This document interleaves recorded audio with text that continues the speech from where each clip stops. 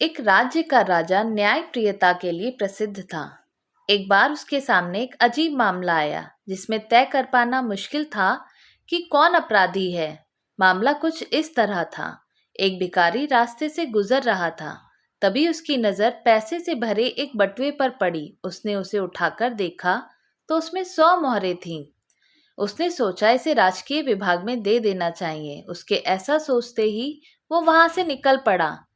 तभी उसे एक व्यक्ति मिला जिसने बटुआ देख भिखारी को बोला, यह मेरा बटुआ है, तुम मुझे लौटा दो। पारितोषिक रूप में मैं बटुए में रखे धन का आधा तुम्हें दे दूंगा।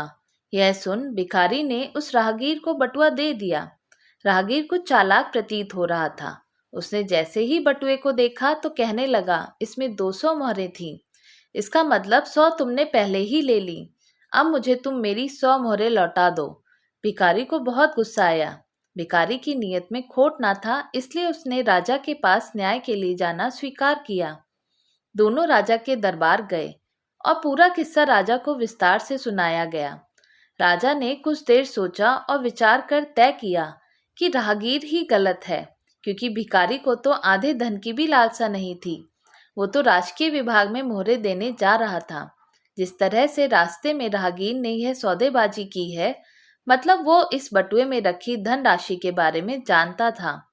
यह बटुआ उसी का है, लेकिन उसके मन में लालच आ गया और उसने परिस्थिति का फायदा उठाने और अधिक धन पाने की लालच में यह सब बवंडर रचा।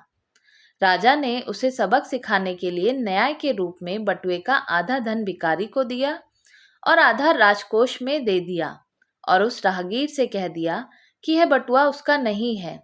जब उसका बटुआ मिलेगा उसे दे दिया जाएगा।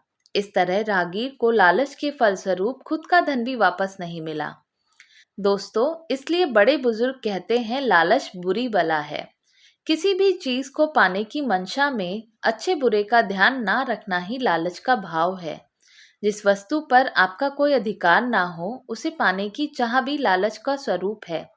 इस भाव से सदैव दूर रहें, क्योंकि यह विनाश का रास्ता है। जिस प्रकार कौरवों को सत्ता का लालच था और उन्होंने उसे पाने के लिए कई षड्यंत्र रचे, लेकिन अंत में उन्हें जीवन से भी हाथ धोना पड़ा। इसलिए कहते हैं लालच बुरी बला है। कहावतें अपने छोटे स्वरूप में भी अथाह ज्ञान को लिए होती हैं। इस तरह कहावतों पर बनी कहानी पढ़कर या सुनाकर आप अपने बच्चों को सही गलत का ज्ञान दे सकते हैं। ऐसी कहानियां सदैव यादों में जगह बना लेती हैं और मनुष्य को मार्गदर्शन देती हैं। तो दोस्तों, आपको हमारी कहानी कैसी लगी? अच्छी लगी हो हमें कमेंट करके बताइएगा। चैनल पे नए हो तो सब्सक्राइब जरूर कीजिएगा। धन्यवाद।